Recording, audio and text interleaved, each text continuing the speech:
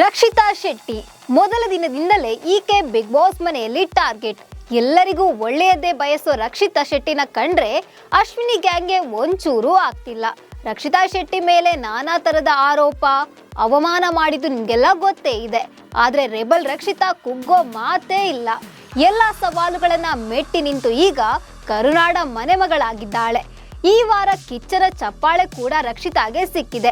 ದೊಡ್ಡ ಮನೆಯಲ್ಲಿ ಸಾಕಷ್ಟು ನೋವು ತಿಂದ ಕೃಷ್ಣ ಸುಂದರಿ ನಿಜಕ್ಕೂ ಬೆಂಕಿಯಲ್ಲಿ ಅರಳುತ್ತಿರುವ ಹೂವು. ಈ ಬಗ್ಗೆ ಹೇಳ್ತೀನಿ. ನಾನು ಶ್ವೇತಾ. ನೀವು ಸುದ್ದಿಯಾನದ ಸಬ್ಸ್ಕ್ರೈಬರ್ ಆಗೋದಕ್ಕೆ ಮರಿಬೇಡಿ. Youtuber Rakshita Shetty Bigg Boss ಮನೆಗೆ ಕಾಲಿಡುವಾಗ ವೀಕ್ಷಕರಿಗೆ ಬೇರೆಯದ್ದೇ ಅಭಿಪ್ರಾಯ ಇತ್ತು.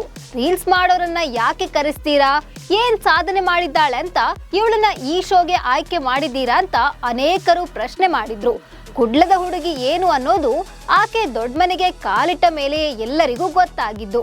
ದೊಡ್ಡ ಮನೆಯಲ್ಲಿ ರಕ್ಷಿತಾ ಶೆಟ್ಟಿ ಆಟಕ್ಕೆ ಜನರು ಫಿದಾ ಆಗಿದ್ದಾರೆ. ರಕ್ಷಿತಾ ಮಾತಿಗೂ ಸೈ, ಆಟಕ್ಕೂ ಜೈ. ಆಟಕ್ಕೆ ತಕ್ಕಂತೆ ಮಾತಾಡ್ತಾರೆ. ಪ್ರತಿ ಬಾರಿ ಮಾತನಾಡುವಾಗಲೂ ಪಾಯಿಂಟ್ಸ್ ಹೇಳಿ ಮಾತಾಡ್ತಾರೆ. ಇದು ವೀಕ್ಷಕರಿಗೂ ಸಖತ್ ಇಷ್ಟವಾಗಿದೆ. ಹೀಗಾಗಿ ರಕ್ಷಿತಾಗೆ ಅದೆಷ್ಟೋ ಫ್ಯಾನ್ಸ್ ಹುಟ್ಟಿಕೊಂಡಿದ್ದಾರೆ. ಲಕ್ಷಾಂತರ ಮಂದಿ ಆಕೆಗೆ ಸಪೋರ್ಟ್ ಮಾಡ್ತಾ ಇದ್ದಾರೆ. ದೊಡ್ಡ ಮನೆಯಲ್ಲಿ ಸ್ಟ್ರಾಂಗ್ ಸ್ಪರ್ಧಿ ಅನ್ನಿಸಿಕೊಂಡಿದ್ದಾರೆ ರಕ್ಷಿತಾ. ಆದ್ರೆ ದೊಡ್ಡ ಮನೆಯಲ್ಲಿ ಮಾತ್ರ ರಕ್ಷಿತಾ ಎಲ್ಲರ ಟಾರ್ಗೆಟ್. ಅಶ್ವಿನಿ ಗ್ಯಾಂಗ್ ಅಂತೂ ರಕ್ಷಿತಾಳನ್ನ ತುಂಬಾ ಕೇವಲವಾಗಿ ನಡೆಸಿಕೊಳ್ತಾ ಇದ್ದಾರೆ. ರಕ್ಷಿತಾ ಶೆಟ್ಟಿ ದೊಡ್ಡ ಮನೆಗೆ ಕಾಲಿಟ್ಟ ಮೊದಲ ದಿನವೇ ಟಾರ್ಗೆಟ್ ಆಗಿದ್ರು. ಯೂಟ್ಯೂಬರ್ ಫ್ಲೂಕ್ ನಿಂದ ಫೇಮಸ್ ಆಗಿದ್ದಾಳೆ ಅನ್ನೋ ಕಾರಣ ನೀಡಿ ಮೊದಲ ದಿನವೇ ಎಲಿಮಿನೇಟ್ ಮಾಡಿದ್ರು. ಅದಾದ ಬಳಿಕ ಮತ್ತೆ ದೊಡ್ಡ ಮನೆಗೆ ಕಾಲಿಟ್ಟ ರಕ್ಷಿತಾ ಟಾರ್ಗೆಟ್ ಆಗಿದ್ದು ಅಶ್ವಿನಿ ಗ್ಯಾಂಗ್ಗೆ. ಆಕೆ ಕೂಡ ತಮ್ಮಂತೆ ಅನ್ನೋದನ್ನ ಮರೆತು ಅಶ್ವಿನಿ ಗ್ಯಾಂಗ್ ಕೊಡಬಾರದ ಟಾರ್ಚರ್ ಕೊಟ್ರು. ಅಶ್ವಿನಿ ಜಾಹ್ನವಿ ಮನೆಯಲ್ಲಿ ಗೆಜ್ಜೆ ಸದ್ದು ಮಾಡಿ ಆಕೆ ಮೈ ಮೇಲೆ ದೆವ್ವ ಬಂದಿದೆ ಅಂತ ಕತೆ ಕಟ್ಟಿದ್ರು. ಇದನ್ನ ಪ್ರಶ್ನಿಸಿದ್ದಕ್ಕೆ ಆಕೆ ಮೇಲೆ ರೇಗಾಡಿದ್ರು. ರಕ್ಷಿತಾ ಬಟ್ಟೆಯನ್ನು ನೋಡಿ ಎಲ್ಲಿಂದ ಬಂದಿದ್ದೀಯಾ ಅಂತ ಹೀಯಾಳಿಸಿದ್ರು. ಆಕೆ ಎಸ್ ಕೆಟಗರಿ ಅಂತ ನಿಂದಿಸಿದ್ರು. ಅವಳು ಮಾಡಿದ ಅಡುಗೆ ಮುಟ್ಟಲ್ಲ ಅಂತ ಹೇಳಿದ್ರು. ಆಕೆ ಮಾತಾಡೋ ಕನ್ನಡ ನೋಡಿ ಫೇಕ್ ಅಂತ ಹೀಯಾಳಿಸಿದ್ರು. ಕಾರ್ಟೂನ್, ಚೈಲ್ಡ್ ಅಂತ ಕರೆದ್ರು. ಅಷ್ಟೇ ಅಲ್ಲ, ಅವಳ ಮೈ ಬಣ್ಣ ನೋಡಿ ಅಮಾವಾಸ್ಯೆ ಅಂತ ಹೀಯಾಳಿಸಿದ್ರು. ಟಾಸ್ಕ್ ವೇಳೆ ತಮ್ಮ ಗುಂಪಲ್ಲಿ ಸೇರಿದ್ರೆ ದೂರ ಇಟ್ರು.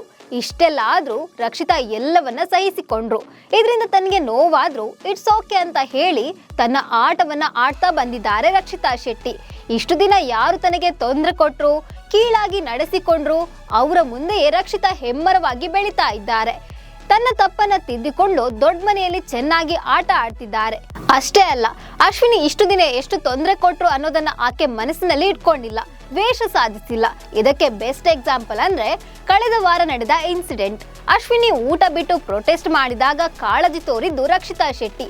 ಊಟ ಮಾಡಿ ಅಂತ ರಿಕ್ವೆಸ್ಟ್ ಮಾಡಿದ್ರು.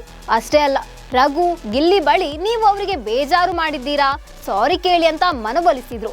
ಇದು ಕಿಚ್ಚ ಸುದೀಪ್ಗೂ ಇಷ್ಟವಾಗಿದೆ. ಹೀಗಾಗಿ ತಮ್ಮ ಹಿಂದಿನ ವ್ಯಕ್ತಿತ್ವಕ್ಕೆ ಹೋಗಿ ತುಂಬಾ ಚೆನ್ನಾಗಿ ಆಟ ಆಡಿ ತಿದ್ದಿಕೊಂಡು ಮಾನವೀಯತೆ ತೋರಿಸಿ ಬಯಸಿಕೊಂಡವರಿಂದಲೇ ಉತ್ತಮ ಅನ್ನಿಸಿಕೊಂಡ ರಕ್ಷಿತಾ ಅವರೇ ನಿಮ್ಗೆ ಈ ವಾರದ ಕಿಚ್ಚನ ಚಪ್ಪಾಳೆ ಅಂತ ಸುದೀಪ್ ಹೇಳಿದ್ರು.